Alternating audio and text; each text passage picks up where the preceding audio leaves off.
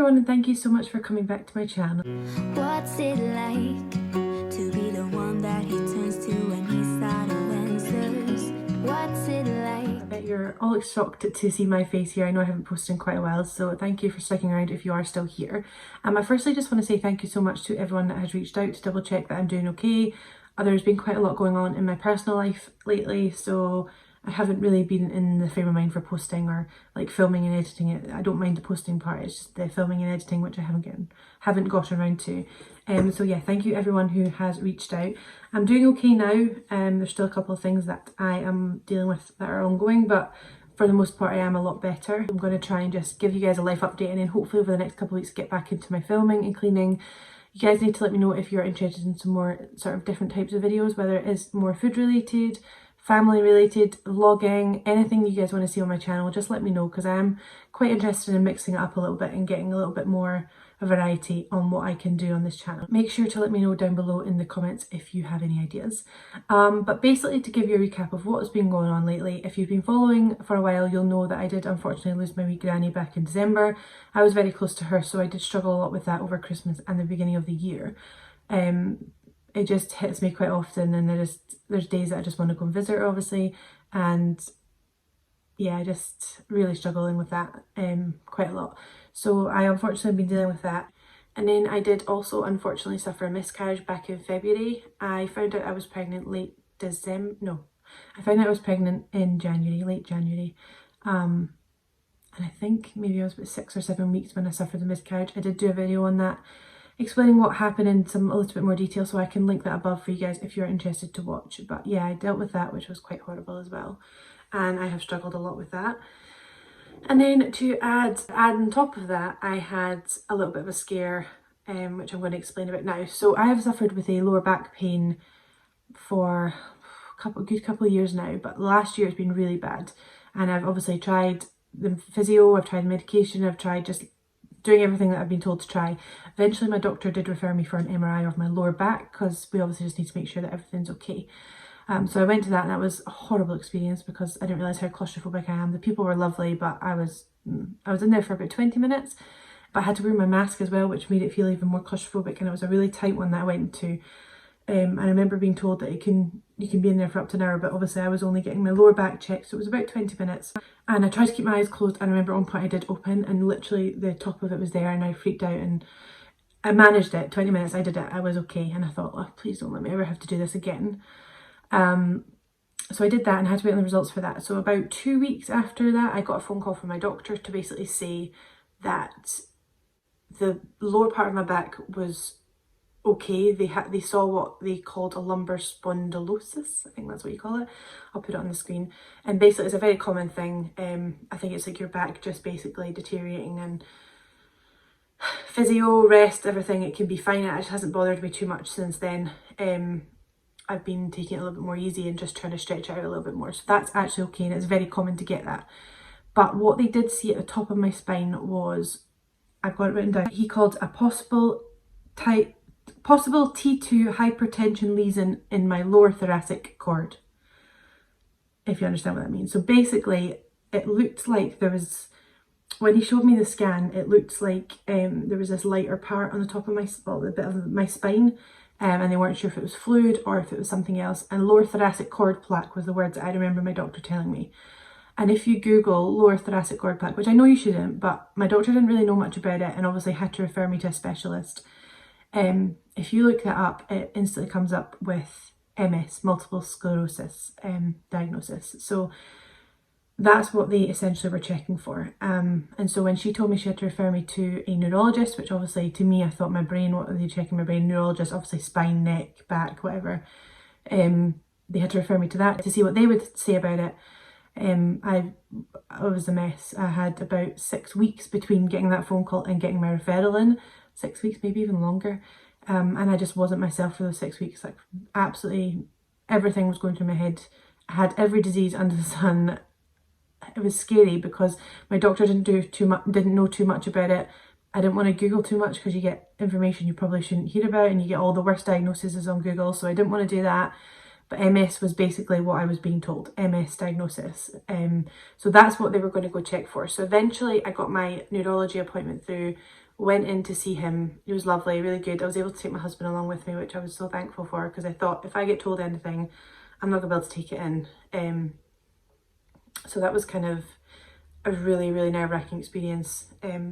I didn't believe that I'd get a lot of information from that neurologist. I thought I would probably still have to get referred for more exams or more tests. But it was quite reassuring to speak to him and do all that. So basically we went in, got that appointment, went in, spoke to him and basically gave him a rundown of everything that had been going on. He knew about my miscarriage, about my anxiety, my IBS that I'm dealing with. He wanted to know the kids I had at home, I've got my husband, what I did for work. Then he asked me all my symptoms and blah, blah, blah. So it was a general kind of, he wanted to get to know me. And then he did all that, you know, the tap on the knees and your finger, following your finger and stuff. So he did all that kind of neurological exam on me. He said that everything came up fine. He says, and then at that point he did actually show us the scans. And it was a really, really hard piece to find on scan. He said the person that read I can't remember what they're called, the person that read the scan from the first MRI, he said that he's very impressed that this person found it. And so you had a picture of my spine, there was this slight little mark here that was lighter, so it was almost like white in among everything. It's really hard to describe, I'm sorry, I'm so like not medical or technical. I'm just trying to do my best here. So what they did was, the way he explained it was like you put it on an Instagram filter and changed the contrast to show it lighter. And he said that was the bit that they were not concerned about, but they had to check out because it could just be fluid, it could be the way my back's moving, or it could be something more. And then at that point, he obviously we were talking about MS. I got referred to the neuroinflammation clinic, which was among different clinics in the neurology department that I was in. They had the MS clinic, Huntington's disease, Parkinson's, there was a couple other things, and then obviously neuroinflammation. So for me, I had no idea what I was going into. And so we got talking, asked him about MS and stuff, and he said that if that's essentially what they would be looking for to double check. He didn't want to say that he was 100% confident it wasn't, and he didn't really even say that he didn't think it was that. He just said that when a lower back is checked, he said that the fact that this process has already started, why wouldn't we then go on to find out what this is? Now, I remember hearing that MS is quite common in 30-year-olds, but apparently it's now 41, 42-year-olds, he says it's more common in. So for me, it was maybe they just caught it super early, if that's what it was going to be. Obviously they had to check. So he took a whole bunch of bloods from me as well to check if it was like vitamin deficiencies, if it was a rarer form of MS. So he took all those bloods, but I said to him, I remember saying to him, like, when would I get the blood results back? And he said, I'm confident these will all come back nothing. So it was more of the actual back and the spine that they wanted to check out. So he did refer me for a spine and head MRI. So I knew I had to go for it again, which I was really, really dreading. And then I did ask him about the miscarriage, and I said to him, could that be the reason that I've had a miscarriage? And he said, if it turns out to be MS, there is a connection, there is a higher chance that you could have a miscarriage through having something like MS. But I had a miscarriage so early on that I was in the first like stages of pregnancy that it is at 1 in 3, 1 in 4 people. I'm sorry, my numbers are probably not all right, but I know it's very, very common. So that could have also just been, I just had a miscarriage. It had nothing to do with what was going on.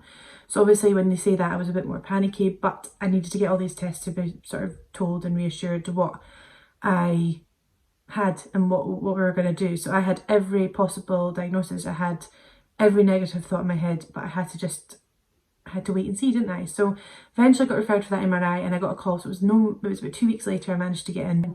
The MRI place that I went to before, the machine was so small and I was panicking because I remember thinking, if I'm going for a head and a spine, it's going to be really cramped. But I ended up having to go to a different department where it was actually a lot wider. I think I was in the children's department. So it was a bigger machine, so it was almost shorter and fatter, so it felt more open, so it didn't feel as claustrophobic. And they had this like mirror thing that they could put over my face, and in that reflection you could see like an animated screen. So they had like they could do like underwater scenes, like the pyramids, you could go to like Australia. So I think it was probably based to try and distract kids. So it was quite good actually. It gave me something to look at and I didn't feel the need to really close my eyes in that machine. But I did get told I'd be in it for about an hour, which did panic me. And what they had to do, they had to actually put on a helmet, one of those helmets to keep my head, to check my head, which they tried to do first of all, but I did actually have a bit of a panic attack and I told him they had to take it off. And so I said to them, would they mind if I just went in and did the spine at that point? I could sort of remember, like, get used to the machine, if that makes sense, like get the feel of it, get the feel of lying there. So I did that. So I was in that for about 40 minutes or so. And then they pulled me out and then they put the helmet on. I just closed my eyes the whole time and I just tried not to think about it. I had the buzzer in my hand at any point. The woman was speaking to me through it. It was just really, I was really anxious about it. So eventually I closed my eyes and then she pulled me out after about, I don't know why I'm closing my eyes. I think you know what I mean. And then they pulled me out after about 15 minutes and said, now, I know you said, because I said to her, like, please just get over and done with. I don't want to come back here. I just want to do it all now. She said, I know you said that. She went, so there is another thing I can quickly do. It's injecting me with a contrast so they can get a clearer image of my brain. And it would be another 10-15 minutes max. I said, just do it. I want to just do it now so I don't have to worry about coming back. So they did that, got in. So by the time I went in, it was about 2 hours by the time I'd gone in, changed, done all that, come out, changed and gone back to the car. So I was in there for quite a while. And I actually did this just before I went to London to visit my sister. Finally, I got to go meet my niece, which was the most amazing experience. Got to see my sister's house and see her partner as well. So we had 5 days down there. So I went for the MRI maybe, was it a week before we went away? So I didn't think I'd get the results. Obviously, I was hoping that I'd get them when I got back so it didn't ruin my trip. And so I had a lovely time, almost forgot about it a little bit.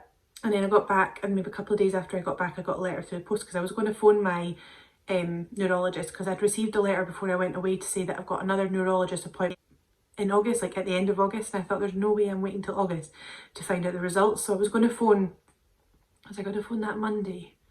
So this was Saturday and I was going to phone Monday to see if I could either even get my results, pull my appointment forward, see what I need to do.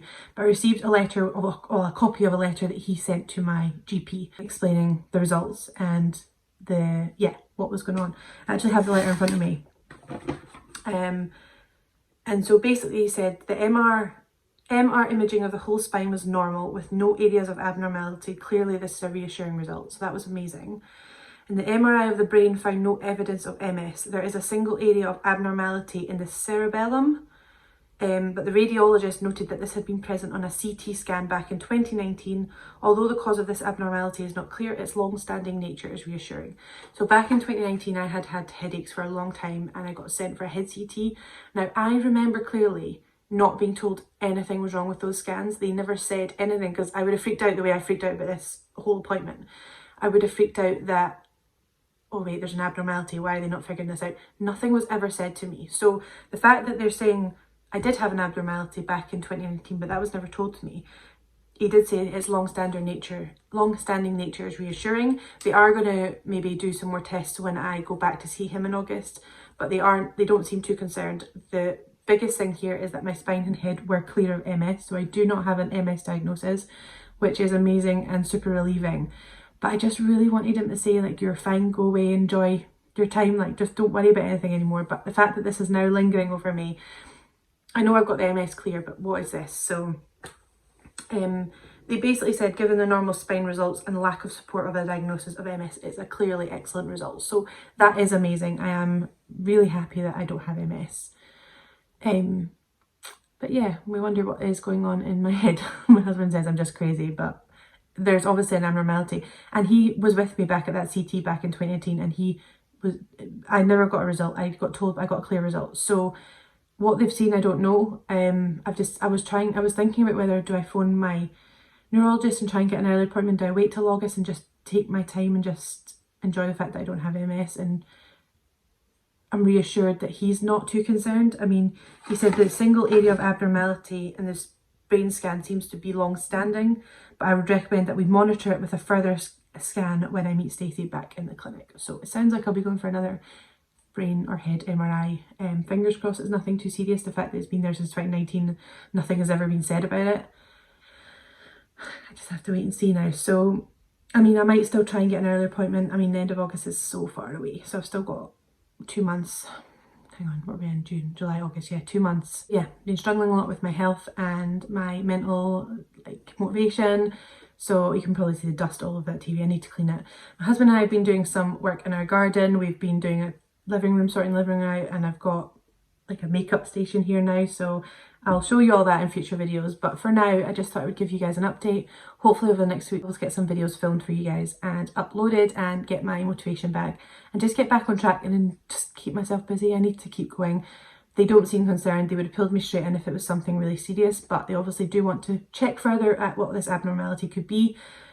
The fact that it's long-standing, he seems to be reassured by. I wish they'd told me about it back in 2019 and I would have been able to sort of check what's going on. So yeah, here I am. So I am gonna leave it there for today. I thought this video wouldn't be too long, but we're sitting there a little while.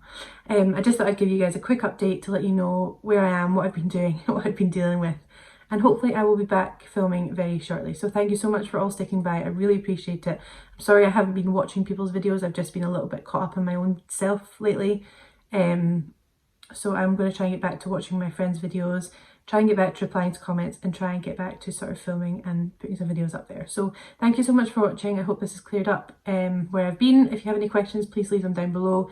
And yeah, I look forward to reading them, and thank you so much for watching. I'll see you in my next video. Bye.